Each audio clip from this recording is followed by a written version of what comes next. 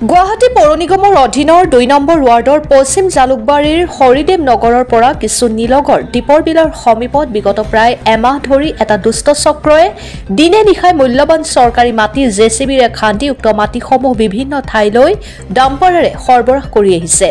আনহাতে সেই মাটিসমূহ ১৫ৰ পৰা ২০ ফুট পৰ্যন্ত দকৈ খান্দি পেলোৱাৰ ফলত ওচৰতে থকা আন লোকৰ ম্যাদী পট্টা আৰু ৰাইটি খতিয়ানভুক্ত মাটিসমূহৰ প্ৰতিও ভাবুকিৰ সৃষ্টি হৈছে।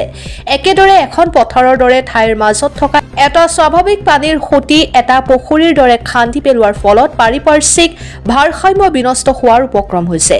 একেদৰে মানুহকে ধৰি গৰু ছাগলীৰ জীৱনৰ প্ৰতি চৰম ভাবুকিৰ সৃষ্টি কৰিছে।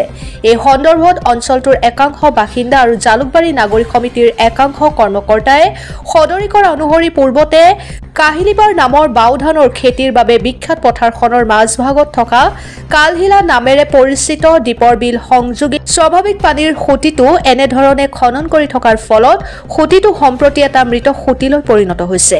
আৰক্ষী অনাতাঁৰ সংগঠনৰ প্ৰশিক্ষণ বিদ্যালয়ৰ সন্মুখেৰে যোৱা ৭ মাইল সংযোগী পথেৰে ১৭ নম্বৰ ৰাষ্ট্ৰীয় ঘাইপথেৰে বিভিন্ন ঠাইলৈ মাটি সৰবৰাহ কৰি আহিছে। স্থানীয় লোকসকলে চৰকাৰী মাটিসমূহ ৰক্ষা কৰিবৰ বাবে মুখ্যমন্ত্ৰী ডক্টৰ হিমন্ত বিশ্ব শৰ্মাৰ হস্তক্ষেপ দাবী কৰিছে।